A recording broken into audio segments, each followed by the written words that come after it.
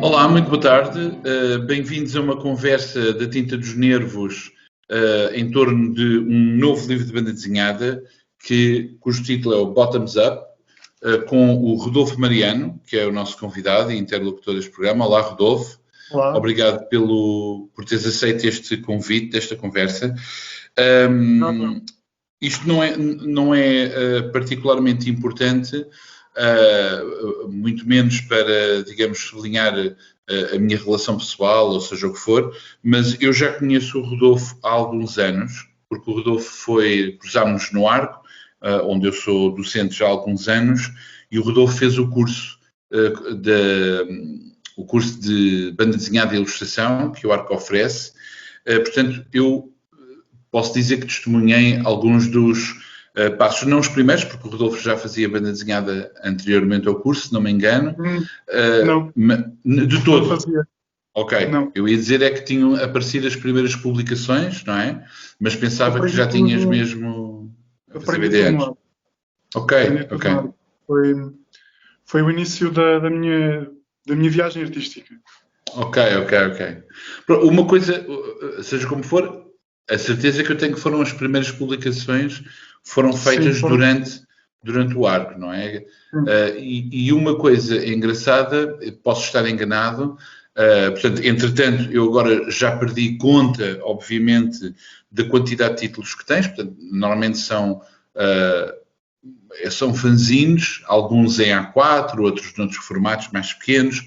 Começaste com, digamos, os formatos clássicos da fotocópia preto e branco, agrafado, mas a verdade é que já experimentaste também outros formatos. Portanto, havia... E, de certa forma, eram sempre séries, não é? Portanto, tu começaste uma série em 2016, se não me engano, que era o Rock Bottom, o Mal, tiveste também coisas soltas.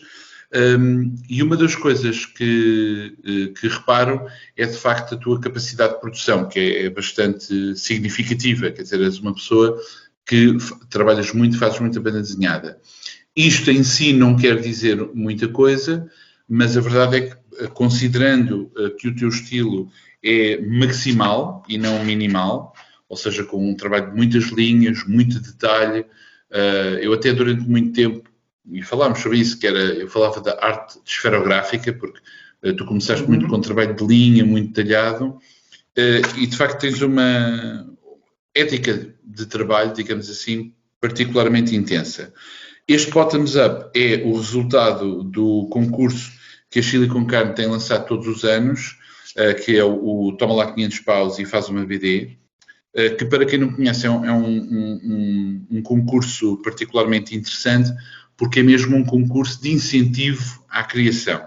Ou seja, as pessoas candidatam-se com um projeto, óbvio, as pessoas, neste caso, a obrigatoriedade, digamos assim, é tornarem-se ou serem associadas de Chile com Carne, que é uma associação de juventude, e basicamente o concurso o que permite é, se a pessoa ganhar, recebe 500 euros para proveito próprio e, além disso, a possibilidade de produzir o livro. Ou seja, os 500 euros não serve para pagar a produção do livro, é livre, digamos assim, disso estar nesse projeto, e o projeto é pago, correto? Não acho que estou a descrever bem. Tu já tinhas feito projetos anteriores. Uma coisa que tu tens muito são personagens recorrentes, ou seja, durante muitas publicações tu tinhas a guitarra, a morte, havia uma caveira separada e outros objetos que falavam. E a primeira pergunta que eu perguntava era se podias fazer uma descrição do Bottoms Up e dizer qual é a relação que isto tem com os outros universos narrativos que vão surgindo nas tuas outras publicações, por favor. Bom, Bottoms Up foi um projeto que começou em 2019. Eu fiz um desafio, um autodesafio, que era desenhar todos os dias, produzir todos os dias, publicar uma ilustração, e enquadrei isso numa série. E fiz durante vários meses, fiz séries diferentes. Em outubro fiz o Inktober, que é uma série de ilustração diária, a tinta. E depois, de novembro a dezembro, eu não tinha nada programado. E foi a mais ou menos em meados de outubro que comecei a planear a série Bottoms Up, para ser diário, ou seja, uma prancha por dia. A cores, num estilo relativamente simples, um bocado contraditório em relação ao que eu faria antes. E Bottoms Up é basicamente a sequência lógica desse universo que eu comecei, com as crónicas da cemitéria, ou todo esse material que eu já tenho vindo a desenvolver. A única diferença, ou a grande diferença, é o facto de ser a cores.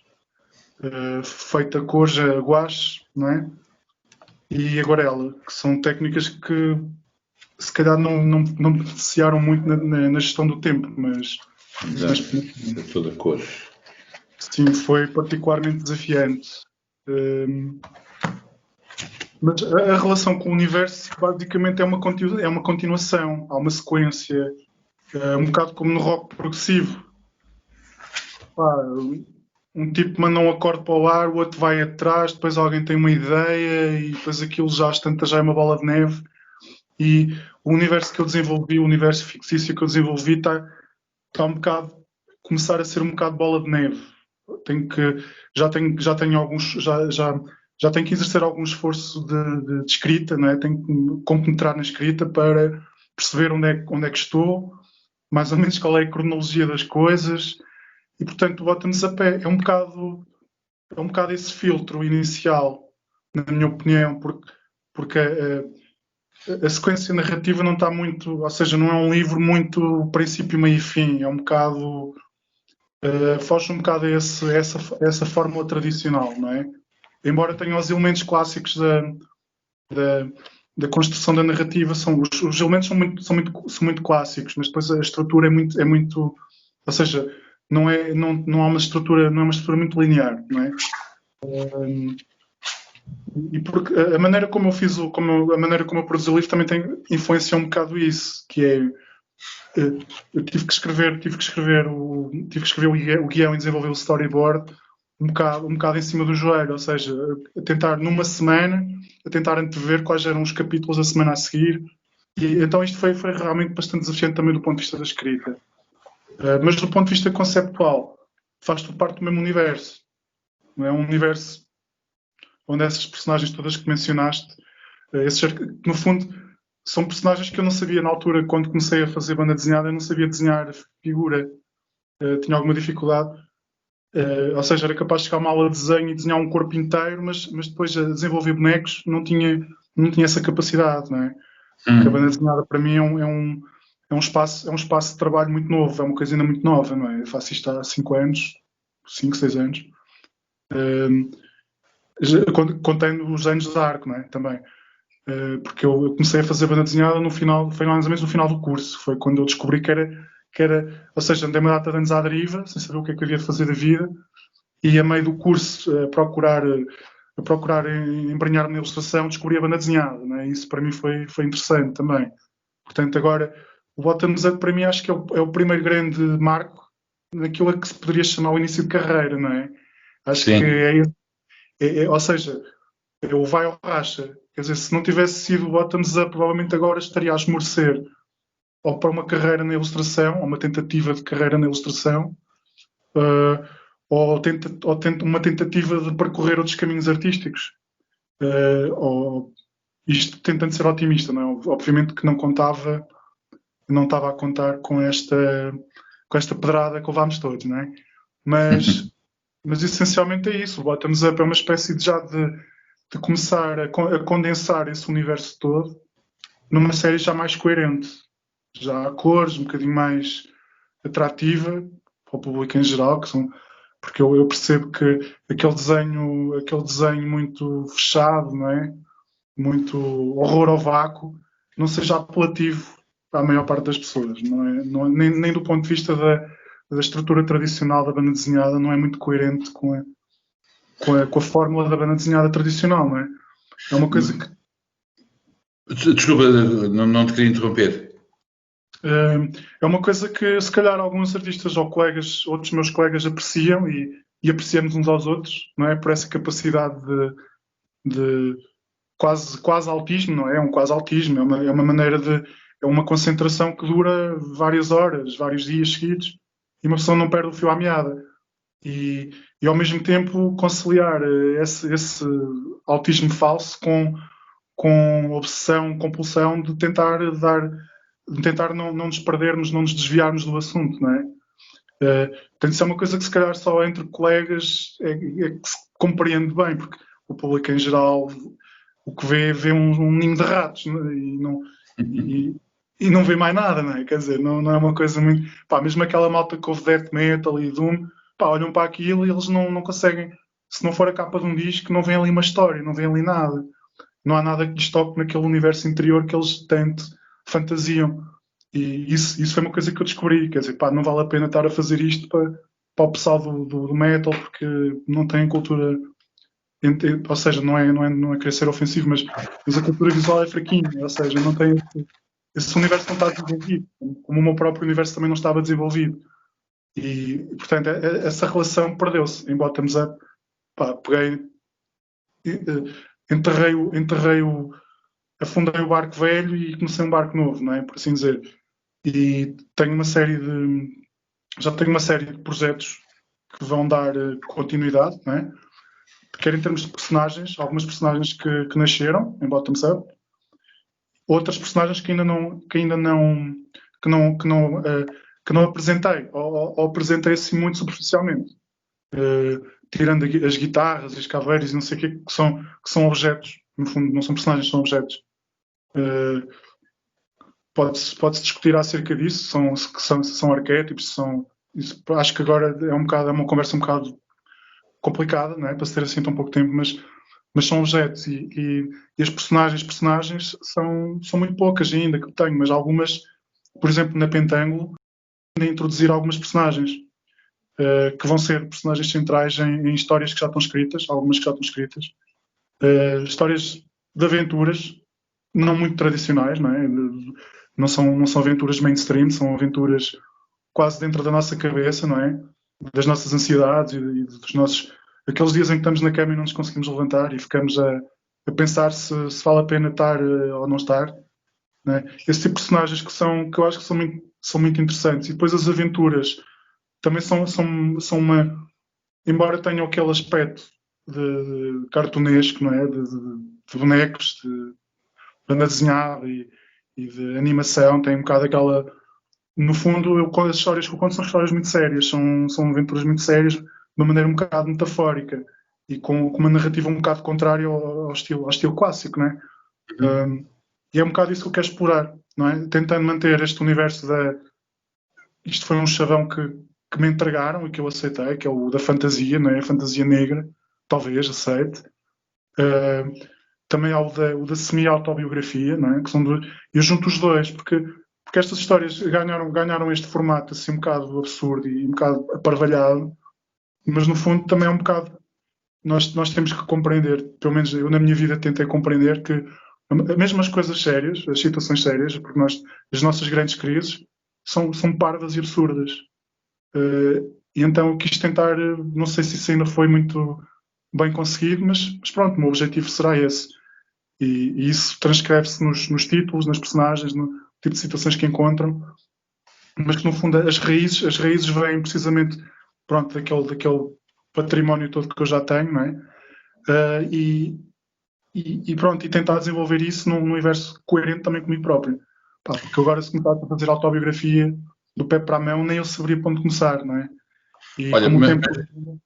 deixa-me só voltar um bocadinho atrás, desculpa, só para sermos um bocadinho mais precisos na descrição de algum... Eu comecei a despejar. Não. Os nervos também. Mas é só mesmo, por exemplo, porque deste muitas informações muito interessantes de explorar. Por exemplo, é curioso tu teres dito aquilo da cultura do metal não ter visual. Eu, por exemplo, tenho uma visão se calhar ligeiramente diferente, porque tendo em consideração, tu pertences a uma geração mais nova do que eu, portanto, eu, sou por exemplo... 81. Como? 81. Pronto, mas é os milionários, não é? Tu ainda chegaste a ver vinis com capas, obviamente, mas Sim, eu e as pessoas mais velhas comprávamos muitas vezes até havia casos de ficarmos muito aderidos por uma banda qualquer, mais por causa do álbum, de que se abria e desdobrava, etc., do que propriamente às vezes pela música. Mas continua a ser. E, pois, eu sei que o vinil continua a existir e de vez em quando eu ainda compro vinis e tem capas maravilhosas. Mas o metal, a mim, claro, o metal hoje tem muitas variantes, mas ainda continua a ser um género musical que investe muito num tipo de ilustração que é promissora narrativamente. Ou seja, claro, há muito mais estilos musicais que têm super atentos ao design, ao trabalho da fotografia. Não é essa a questão, mas há uma história. Por exemplo, está aí o cartaz do concerto do Zopath, que é este mês, não é? Ou é novembro, não sei. E a própria ilustração que apresenta parece uma história, não? Uma carruagem a chegar, um polvo a sair da terra, há uma pessoa isolada num quarto. Portanto, desde logo há ali uma história prometida. E tu tens um estilo que, de facto, é impossível não dizer ou não criar associações na cabeça, precisamente como tu disseste, doom metal, sludge metal, etc. Só que depois, na verdade, as tuas histórias não têm muito a ver com esse universo, ou seja, são universos, são conversas quase filosóficas, mas com muito humor. Por exemplo, eu não concordo, eu sei que são tuas, mas não concordo que a guitarra seja só um objeto, não, tem uma personalidade própria, não é? Responde de uma maneira, às vezes até irónica em relação às outras personagens. E isso é muito interessante. Agora, a verdade é que este livro, o Bottoms Up, há de facto uma mudança, não apenas, como tu dizes, no estilo de desenho, nas cores, etc., mas parece que há uma tentativa mesmo de criar uma história quase universal. Quer dizer, isto é um livro que podia ser lido perfeitamente por um público bastante jovem, não digo crianças, mas quase. É um ratinho que vai para uma cidade e tem uma pequena aventura. Claro que há uma série de coisas absurdas, eu não vou dizer o fim é surpreendente, não tanto pela intriga, mas porque, quer dizer, nós estamos num género e de repente, peraí, não estava à espera disto, não é? E parece promissor, com efeito, mas eu perguntava-te se esta mistura de géneros, ou seja, um imaginário que lembra a fantasia negra, quase que parece uma história do Conan, o Bárbaro, mas em que o Conan não aparece, então estamos só a olhar para o vilão, o vilão à espera de que alguém me sirva a sopa porque está com fome, uma coisa assim. E é um bocado isso. Ou seja, o que eu faço, o meu fascínio com a banda desenhada, eu vou pegar aqui pelo fim. O meu fascínio pela banda desenhada começou precisamente na subversão do tipo de banda desenhada que eu conhecia e da qual gostava. Que é um bocado essas aventuras, seja do Conan, seja dos franco-belgas, que também têm muita coisa dessa. E no início da minha formação, eu não conhecia nada de banda desenhada, ou praticamente nada, a não ser a Disney, a Marvel, DC, a Dark Horse e franco-belgas e um ou outro espanhol, não é? E acho que o que mais me fascinava era, eu às vezes até nem gostava das personagens centrais, mas adorava os universos.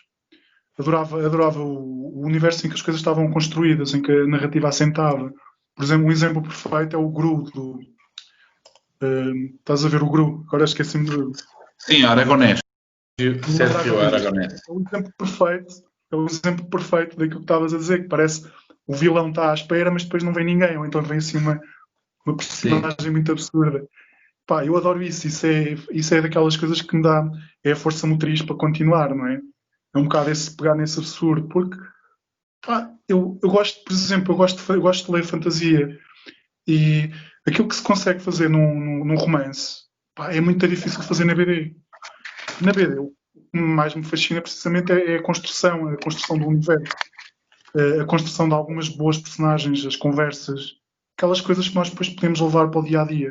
Porque se nós quisermos fantasia, temos os filmes, temos as telenovelas, temos os romances, temos tudo isso. E eu sei que é desafiante e até pode parecer um bocado pretencioso, mas eu estou um bocado à procura da literatura e não da ficção. Entendo. Então tento buscar coisas que sejam intemporais. E eu, para mim, na minha tentativa de entender o Bottoms Up, eu penso que consegui atingir uma coisa que eu tenho vindo a pôr à prova. Isto é difícil de explicar, mas eu vou tentar. É que Nós normalmente, quando eu acabo um trabalho, eu meto na gaveta que acabou, está terminado. E raramente volto a olhar para ele. No caso do Bottoms Up, consegui meter lá à prova nesse aspecto, consegui perceber que era realmente de facto intemporal. Consigo ler e reler de várias maneiras. Às vezes começo no fim e vou para o início. Consigo apanhá-lo em vários pontos, quase como se fosse uma canção de rock progressivo. Apanhas a música a meio e dali consegues ver o fim ao início. E eu acho que tive sucesso nisso. É uma coisa que eu consegui e é uma característica que eu quero desenvolver em próximos trabalhos.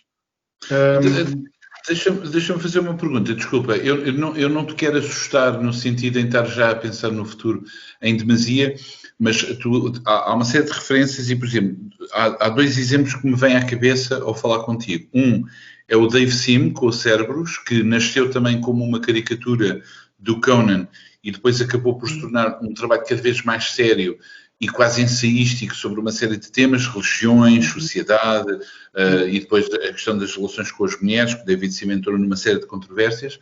Portanto, nesse aspecto, de facto, às vezes uma pessoa pode começar como tu, se calhar, com uma paródia, é um exercício de aquecimento para os primeiros trabalhos, mas rapidamente tu percebes, ok, eu construíste instrumentos, e eu agora não tenho aqui presente todos os teus fanzines para ver a ordem, mas há essa primeira abordagem, depois começa a haver aqueles diálogos um bocadinho mais, que ainda continuam a ser absurdos e satíricos. Há sempre uma coisa qualquer um pouco séria sobre relações humanas, sobre a precariedade da vida, sobre a nossa relação com o tempo, e tu agora estás a fazer uma aventura, porque tem todas as características de uma aventura, uma personagem, o Simão, um ratinho, algo ingênuo, etc., mas eu penso que de facto terás a oportunidade de ir fazendo cruzamentos. E a outra referência que me vem à cabeça, não sei se é um autor que tu acompanhas muito ou não, é o Simon Anselman.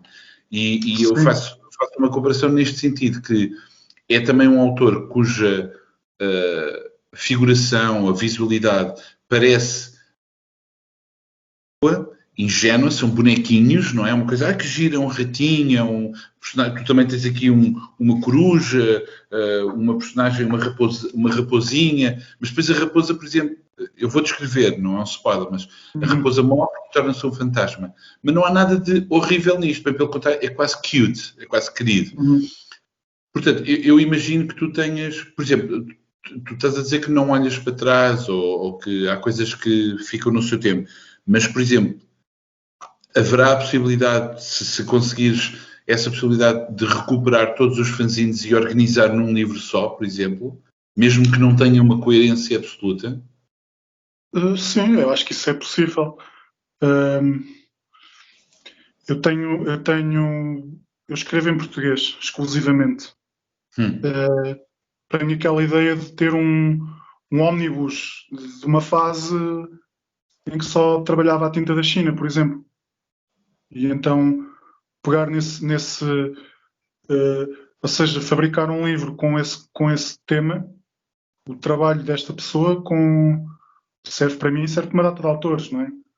E penso que sim, penso que o universo lá está, eu tentei não deixar pontas soltas, tentei sempre, e isto pode ter sido um erro ao início, não é?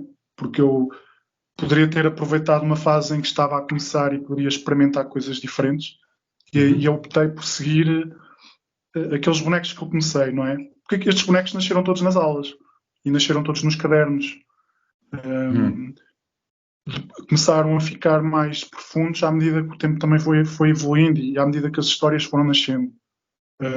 Porque, por exemplo, aquilo que mencionaste da raposa, a raposa nasceu com. Eu estava a ver um daqueles programas de informação, não sei se era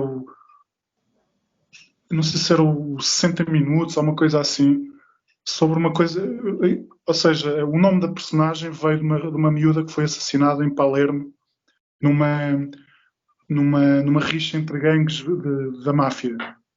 Okay. Eu fixei o nome, escrevi-o no caderno e disse: esta pessoa vai ser homenageada um dia numa personagem qualquer sem saber o que estava a fazer. E depois nasceu, ou seja, esta candura dos bonecos também nasce um bocadinho da ligação à realidade, não é? Da inspiração de onde eles nascem. Portanto, teria que ser uma personagem, que apesar de estar entre estes dois universos, entre a vida e a pós-vida, metaforicamente falando, não é? Estamos a falar de ficção, teria que manter a mesma personalidade, não é? Isto é o exemplo, pronto, é só para te dar um exemplo concreto de como é que as coisas são construídas ou como é que eles construam. Muitas vezes não planeio, depois não planeio, é a maneira como o impacto que elas têm no leitor, não é? Isso não consigo planear isso, não consigo antever. Mas consigo fazer o exercício pronto, de as construir com alguma coerência. Que era coisa que eu nos objetos não faria. Por exemplo, a viola, para mim, o facto de eu ser guitarrista, não é? Dá-me essa capacidade de comunicar com a minha guitarra, não é? Eu conseguimos comunicar um com o outro. E a guitarra também é aquele objeto que eu, se estiver a arrumar o quarto e der um safanão na guitarra, ela responde. Portanto, há um bocado ou seja, estes absurdos são, por exemplo, em relação à caveira, não posso dizer que tenha. A caveira pode simbolizar um bocadinho aquele universo, lá está, do metal, porque eu acho que em Portugal, estavas a falar dos Opeth, mas os Opeth são suecos, e os suecos têm uma cultura diferente da nossa. E nós não nos desenvolvemos cognitivamente como os suecos se desenvolveram. Nós não temos a cultura visual que têm os suecos. Nem temos a cultura artística, pronto, somos um povo totalmente diferente. Temos coisas espetaculares, mas a nossa cultura visual em geral, é um bocado fraca, não é? As pessoas não têm essa sensibilidade. E isso também explica a história da arte portuguesa, revê-se perfeitamente nisso. Mesmo comparado com a Que as Espanha. pessoas Claro. vão se lançar ao ar, meu Deus. Sim, não, mas mesmo comparando com a Espanha, pronto. Ou seja, isto só para dizer o quê? Não, é verdade, eu concordo contigo. A pessoa, nós temos de ter alguma humildade de olhar, por exemplo, para a história da arte, a história da pintura, e quer dizer, não somos propriamente um dínamo da produção de pintura. Temos algumas Não. referências, mas não é um país Nós de grande produção. nós somos Historicamente, produção. vamos Embora esquecer a contemporaneidade. nós temos tudo para ser, mas infelizmente não aconteceu, mas pode acontecer, não tem nada a ver. Isto era só para sublinhar a questão de, por exemplo, o público o público do metal não é um público muito versado na comunicação visual, não tem essa sensibilidade, pronto. Então as imagens são sempre mais do mesmo. Tu olhas para uma imagem de há 20 anos atrás, do primeiro concerto de sempre, e olhas para uma hoje, e é exatamente a mesma coisa. O grafismo pode ser um bocado mais desenvolvido, um bocado mais estilizado ou sofisticado, mas as ideias são mesmas, e são ideias um bocado infantis. Eu, quando tinha 15 ou 16 anos, adorava. Há uma banda que eu adoro, ainda hoje adoro, uma banda sueca, os Entombed. E isso lá está, é aquela banda que eu olhei para a capa e comprei o disco. Ok. Porque comprei o disco e não olhei para trás. E depois fui ouvir e aquilo era muito estranho, era muito pesado. Não tinha nada a ver com o rock que eu adorava, não é? Tipo aquele rock mais clássico, não é? Os AC/DC ou os Black Sabbath. Aquilo era outra coisa, era outra raça, era outra raça de música. Muito mais pesado e agressivo. Mas as capas, eu olho para as capas da altura e olho para as capas hoje, e aquelas capas contam histórias que ainda hoje eu consigo olhar para aquelas capas e fazem sentido, não é? Mas a maioria das pessoas não tem esta sensibilidade, não é? Foi uma coisa que a maior parte dos meus amigos, quando eu era miúdo, não liam banda desenhada. Eu era uma ave rara, na minha escola, eu era dos poucos que andava com os livros de banda desenhada. Portanto, cheguei a uma altura em que deixei de andar com os livros atrás porque eles estragavam-se. Portanto, ou seja, eu sou também sempre fui um bocado aquele miúdo que andava um bocado sozinho, a não ser na música, lá está. Mas eu na música eu sempre convivi muito bem com isso, porque o mais importante na música é a música e não é tanta imagem ou simbolismo, que isso é um bocado, porque eu isso acho um bocado infantil, não é? Aliás, uma das coisas que eu hoje em dia me consegue, aquilo que me faz o meu astrolábio, né, a navegar entre a música, não é? Porque é uma coisa que nunca mais acaba, a produção musical nunca mais acaba. É um bocado isso, eu vou atrás das bandas, já não tanto pela música, porque eu não tenho tempo de ouvir tudo, mas um bocadinho pelo cuidado que eles têm com a mensagem visual que entregam, e depois também com a mensagem lírica, etc. Às vezes até me surpreendo. Eu não sei se conheces o Bandcamp, é uma plataforma Sim, de... claro. Pá, Mas não, não, mas não ouço. Eu hoje sou uma pessoa muito mais afastada da música do que era quando era bem mais novo. Não Sim, há eu também, tempo, de certa etc. maneira. Sim, eu de certa maneira também. Mas o Bandcamp, pronto, é uma aplicação que se tem no computador ou no telemóvel. Pá, aquilo basicamente é um motor de busca, por assim Uhum. dizer. E eu pela parte gráfica, não é? Aquela coisa de olhar para a capa e gostar da capa, e vou deixar cá ver o que é que estes tipos fazem. Vou procurar por país, deixa eu ver o que é que se está a fazer em Portugal. Meto e as coisas aparecem. Epá, tenho descoberto música que eu não tem nada a ver com rock, às vezes não tem nada a ver com metal, coisas que vão desde o jazz à clássica. Pá, e fico fascinado. Ou seja, se calhar o metal ainda está um bocado subdesenvolvido do ponto de vista gráfico, do ponto de vista da mensagem visual, da comunicação visual. O cuidado artístico ainda é bastante pouco, não há direção artística nenhuma, porque também é o próprio modelo em que as bandas se constroem em Portugal, né? São formatos muito amadores, de garagem. Eh, mas, por exemplo, em Espanha já há um cuidado visual diferente, em França, por aí fora, estás a perceber? Então, em França é fascinante, porque aquela cultura riquíssima visual que eles têm da banda desenhada, não é? De os influenciar, a Bélgica, a Holanda, a França, a Suíça, pá, tem a oferta visual é tanta que vai desde a música à banda desenhada, às artes plásticas, ao desenho dos livros, tudo, está tudo interligado. É fascinante olhar para esses países e ver como é que se desenvolveu essa cultura visual e depois deveria ser fascinante falar com as pessoas também, não é? E descobrir pronto, descobrir onde é que isso tudo se encontra, não é?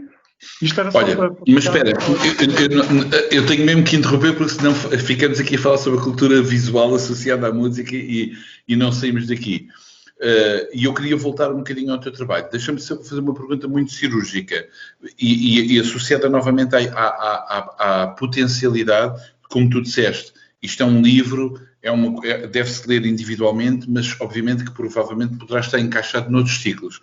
Sim. Mas há outra coisa que eu queria perguntar, que é, tu publicaste muitos daqueles fanzines, tal como fanzines. Eu como sou um leitor de fanzines e de publicações, etc, etc, eu gosto da materialidade original com que esses objetos aparecem. Mas nós sabemos que vivemos num tempo em que o tempo de atenção, a shelf life de um projeto, muitas vezes tem que passar por um objeto comercial chamado livro. Ou seja, o Uhum. livro é que parece que é um garante de um certo prestígio cultural, de uma circulação comercial e económica da coisa, etc.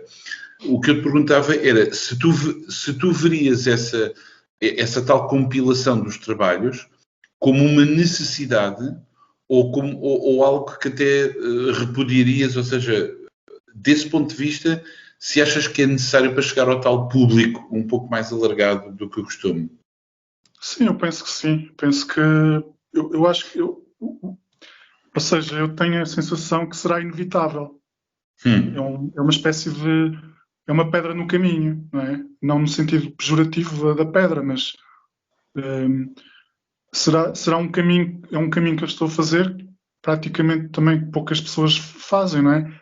E vou olhando também para o percurso de alguns colegas e acabo por sentir isso, acaba por ser inevitável, não é? Às vezes faz parte do próprio percurso, essas oportunidades vão aparecendo à medida que também o nosso trabalho se vai desenvolvendo e vai crescendo. Bottoms Up é um exemplo perfeito de uma oportunidade que apareceu e que porque o Bottoms Up nasceu de um projeto online, não é? E todo o meu trabalho está presente online. É uma coisa que eu farto-me pronto, Já agora, desculpa, é o Tumblr, não é? é o meu Tumblr, por enquanto. Eu estou a O pensar em Mariano. fazer um arquivo como deve ser, não é? Mas para já é o Tumblr. E está lá desde o meu primeiro fanzine até às últimas coisas que eu tenho produzido, está lá tudo. Portanto, transformar isso num livro, o trabalho de edição praticamente já está feito. Se tivesse que ser uma coisa cronológica, uma antologia cronológica, está lá tudo. E eu achei isto muito importante desde o início, ter todo o trabalho disponível. Os fanzines tiveram uma grande importância no início para me apresentar ao público, àquele primeiro público. Agora, para o público em geral, sim, penso que sim, será essencial. Não só, talvez não pela via de republicar o que já tenho para trás, mas talvez pela via mais de continuar a produzir assente nos pequenos sucessos que tenho tido, não é? Por exemplo, a série do Mal, do MIL, teve bastante sucesso. Foi dos meus projetos foi o que vendeu melhor. Todo o meu trabalho se vende relativamente bem, não é? Tem que ser autossustentável.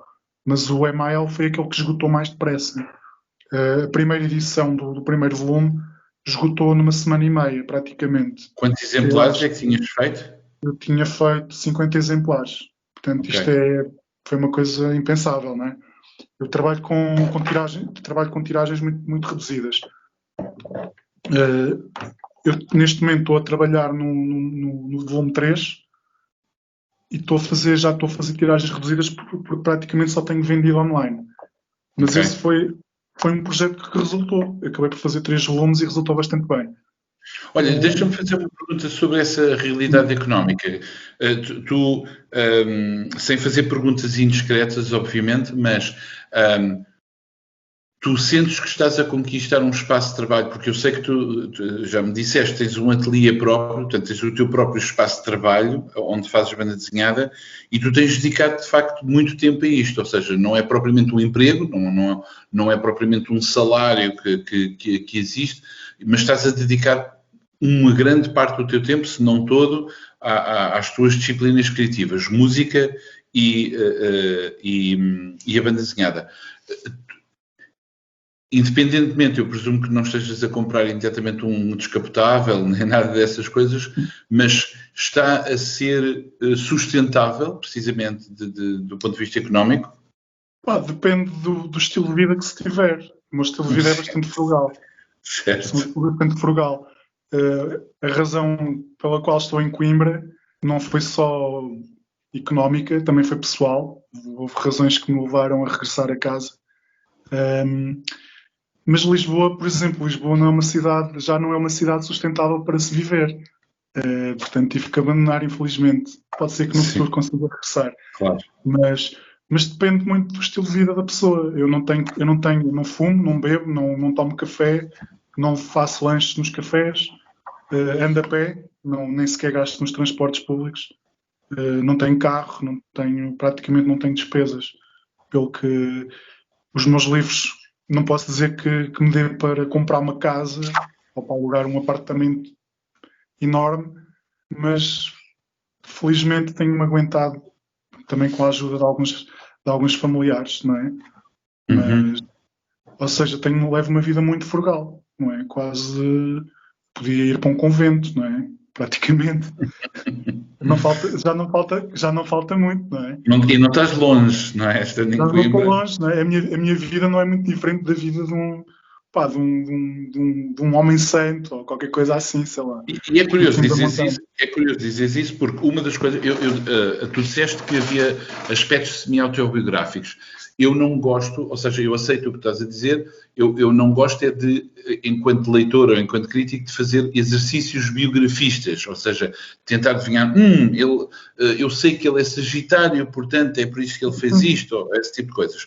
Mas uma coisa curiosa, talvez fruto da minha ignorância ou da minha idiotice, a verdade é que eu, quando olho para por exemplo, esta página que tu tens com o mapa fabuloso mostrando o sítio em que o Simão, o rato, vai entrar, eu não deixei de olhar para isto e pensar se isto seria uma tradução possível de uma certa Coimbra imaginária, não é? Com a Santa Maria, não é Santa Maria, desculpa, a igreja que está basicamente debaixo d'água. Esqueço-me sempre do nome. Hum, É Santa Maria, não é? o convento O mosteiro, aquele Santa Clara. mosteirozinho. Santa Clara. Portanto, eu pergunto-me se não haverá aqui uma espécie de extrapolação da cidade onde vives ou de Sim, algumas referências sim, ou até de Portugal, não é? Numa espécie de. sim, sim. Eu acho que são todos os lugares que já visitei, Ok. porque, não sei, eu tenho esta minha maneira de ver. Eu olho para o mundo de uma maneira muito, quase como uma criança, às vezes, não é? Eu não olho para os mapas e vejo fronteiras, ou vejo os lugares para onde já andei, seja com Uhum. amigos, seja sozinho, pronto. Eu não sou muito viajado, mas já fiz algumas viagens. Pá, eu olho um bocado para isso e há coisas que, se calhar, subconscientemente, há coisas que ficam gravadas, não é? E eu também jogo a favor disso. Eu gosto de jogar. Eu não sou uma pessoa supersticiosa, pelo que tenho que eu próprio criar as minhas superstições. Eu, quando olho para estes lugares, e Coimbra é uma cidade que tem lugares absolutamente fantasmagóricos, não é? Isto poderia ser a capital dos góticos, porque tem coisas absolutamente, desde ruas inteiras que estão ao abandono, com casas É Braga, abandonadas. não é? Braga é a capital do gótico, não é? Mas eu olho, por acaso, Braga e Coimbra, Do eu só gótico ou acho que dos são góticos, são duas coisas diferentes. O gótico cidades e os muito góticos. parecidas, muito parecidas. Eu fui a Braga algumas vezes e quando estou em Braga é como estar em Coimbra. São cidades muito, muito semelhantes. E o Porto também. O Porto também tem qualquer coisa de semelhante com... Há qualquer coisa de bizantino nestas cidades. Pá, mas as minhas influências, ou seja, a matéria dos sonhos com a qual eu produzo é Lisboa. Lisboa é a cidade quando eu adormeço e estou a dormir, a sonhar, estou em Lisboa. Não estou em Coimbra. Eu quando acordo estou em Lisboa. Por milésimos de segundo. Depois então já estou em Coimbra outra vez. E isto prende-se talvez com as minhas raízes familiares, não é? As minhas origens não são Coimbra, não tenho raízes em Coimbra, tenho raízes em Lisboa. Provavelmente até tenho mais raízes no Alentejo ou na margem sul do que tenho em Coimbra. Ok. Mas Coimbra inspira-me bastante e é uma cidade da qual eu gosto muito. Gosto muito de viver aqui. Tenho uma vida algo solitária. Convivo com muito poucas pessoas. E Coimbra, convivo bem com Coimbra, não é? É uma cidade que me dá espaço para... Gosto de andar na rua, gosto de... Tem estes cenários, tem as velhas igrejas com séculos de história. Pá, e uma pessoa olha para aquilo, é inevitável não dar... Não sentir aquele magnetismo, não é? É quase telúrico, não é? É uma coisa que se sente. Uh, sim, de certa maneira este mapa fantasmagórico está muito enraizado na cidade de Coimbra. Talvez Lisboa me desse origem a uma coisa mais solar, uma coisa mais luminosa, não é? A sequela, ao bocado estávamos a falar da continuidade e eu agora lembrei-me, isto é quase uma maneira de tentar também fazer alguma propaganda gratuita, que eu estou a trabalhar na sequela do Bottoms Up. Vai-se chamar Cloak and Dagger. Como é que se chama, perdão? Cloak and Dagger. Ou seja, capa e espada. É inspirada também na minha experiência com jogos de roleplay, não é? Jogos de estratégia, tipo Dungeons and Dragons e por aí fora. É muito inspirado nesse universo. O título é muito inspirado nesse universo. A história é uma sequência diferente, ou seja, é uma sequela. Não queria dar spoilers, tu vais perceber que é uma sequela, porque a personagem principal é a última personagem que aparece no livro,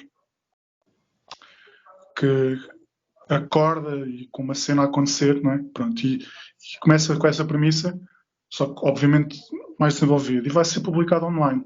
Vou começar se eu não ficar doente, se não me acontecer nada de trágico, porque a minha vida às vezes também é pautada por esses episódios, espero no início do ano, janeiro, fevereiro, começar e vai ser um projeto que se vai desenrolar ao fim do ano inteiro, de 2021. Em questão, voltando atrás à questão da sustentabilidade, eu tenho começado a vender mais originais. Portanto, isso também é tentar autopromover-me, não é?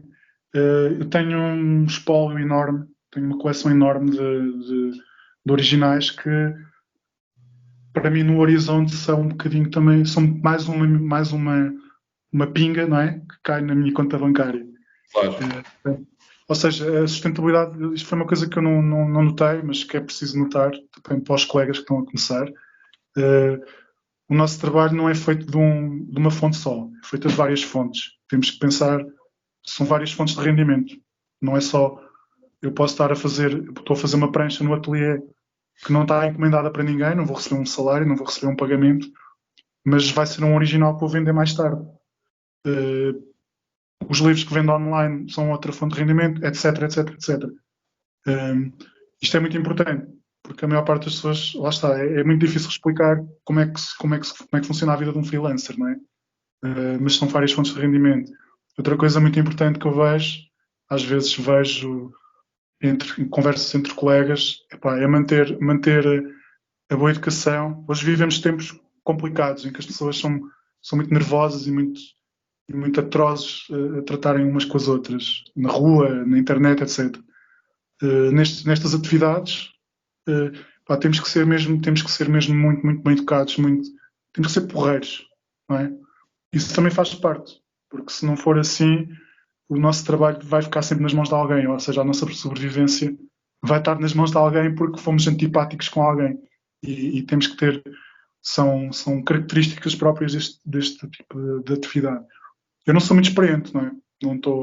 Não tenho uma larga experiência ainda, portanto, estas são as minhas notas, são as notas que eu retiro da pouca experiência que tenho. E pronto. Estava a querer. Não, já estávamos a entrar numa espécie de curso de apoio a freelance, o que é bom. Não lembrei-me disto. Sim. Não, perfeitamente. Mas nós já estamos a bater na marca de 1 hora, por isso eu penso, obviamente, que poderíamos continuar se fôssemos aqui a ver mais por nós, mas eu acho que isto é suficiente, digamos assim, para este, não diria lançamento, mas uma conversa que lança o livro, pelo menos no universo das pessoas a que conseguimos alcançar. Pronto, como eu disse, o Bottoms Up foi publicado, acabou de sair pela Chile com Carne.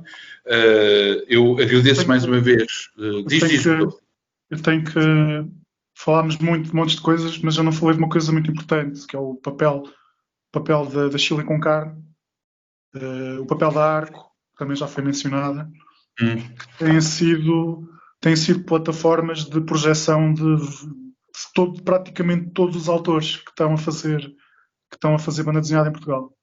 Isto é muito importante. A maioria das pessoas se calhar não tem esta percepção, mas Portugal tem um mercado muito pequenino e a Chile com Carne especialmente tem sido uma espécie de um farol, não é? O Marcos Farrajota é um faroleiro.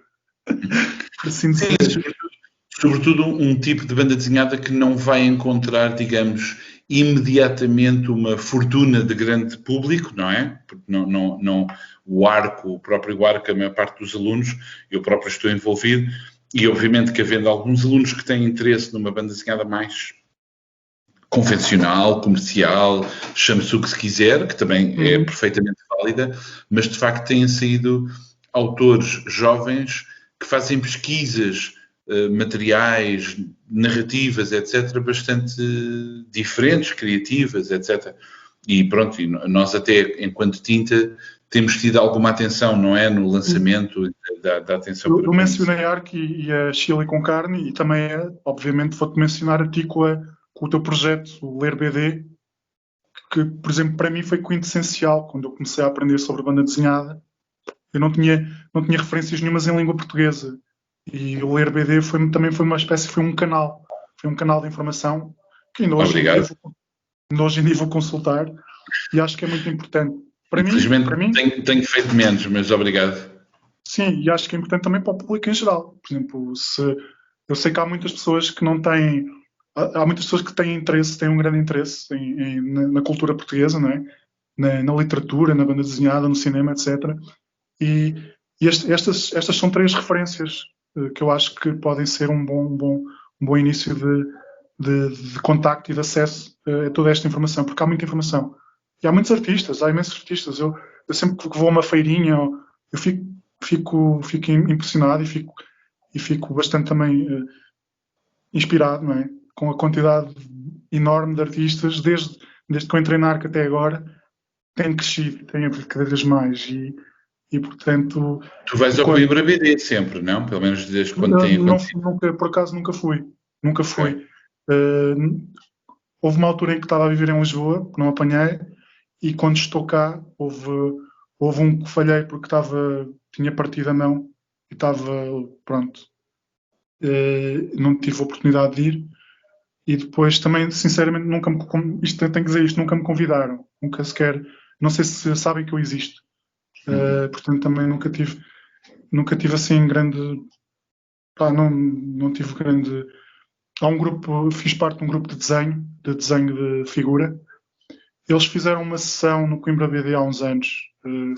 Foi o único contacto que eu tive assim direto com o Coimbra BD foi isso. E depois foi de conversas com outro amigo. Mas não, nunca fui, curiosamente. Mas tenho ido a outras coisas e eu fiz um festival que fiquei apaixonado, que foi o o Autobahn, na Corunha. Pá, fiquei apaixonado e criei logo ali uma série de contactos e raízes com os colegas galegos, que são impecáveis. Pá, conheci toda a gente do universo da banda desenhada galega, praticamente, e conheci os grandes cabeções da BD espanhola em geral, não é? Que também lá estavam presentes. O Mágios, por exemplo, que é um tipo excepcional e uma personagem singular, não é? E ele está a ter um sucesso enorme em Espanha. E pá, achei fascinante estar na Galiza a ter as conversas que tenho aqui, exatamente as mesmas. Seja dos inícios de carreira, como é que nós vamos, como é que estamos. É incrível a proximidade cultural que existe entre estas duas realidades, Galiza como uma região de Espanha e Portugal, não é? A nossa pequena, não é? Nossa pequena cena. Toda a gente se conhece, incrível. A Chile com Carne era muito mencionada nesse meio. Incrível. Muito bem. Rodolfo, fico-te muito agradecido pela atenção, pela tua disponibilidade para esta conversa. Eu é que agradeço. É a primeira vez que faço uma videochamada na vida. Em termos técnicos podemos sempre melhorar, mas isso também para fazer melhores tempos virão. Fazer uma coisa que ajuda a promover a leitura, então melhor ainda, não é? Muito bem, eu também convido toda a gente a ler porque é um livro que pode parecer um objeto estranho para algum público, mas é divertido, tem estes exercícios todos de referência bastante interessantes. Muito bem, não tem asneiras, obrigado. Não tem violência, não tem asneiras, não tem violência. É limpinho, é para toda a família, é verdade. Porque um gajo pensa, em heavy metal, não quero que aquilo... Não, nem PG, é completamente safe. O heavy metal é fofinho, não sei se já foste a algum festival. Pá, aquilo é uma comunidade hippie, não é? A malta estava na cabeça. Aliás, uma das coisas que se sabe dos metaleiros é que cuidam muito bem do cabelo. Homens que cuidam muito bem do cabelo têm que ser pessoas muito bem dadas, não é? Pá, tudo. Também há uns que são mais punks, outros são mais hippies, já tudo. Epá, mas dizer que não. Isso é gente perigosa. Ok. Bom, vá. Obrigado e até breve.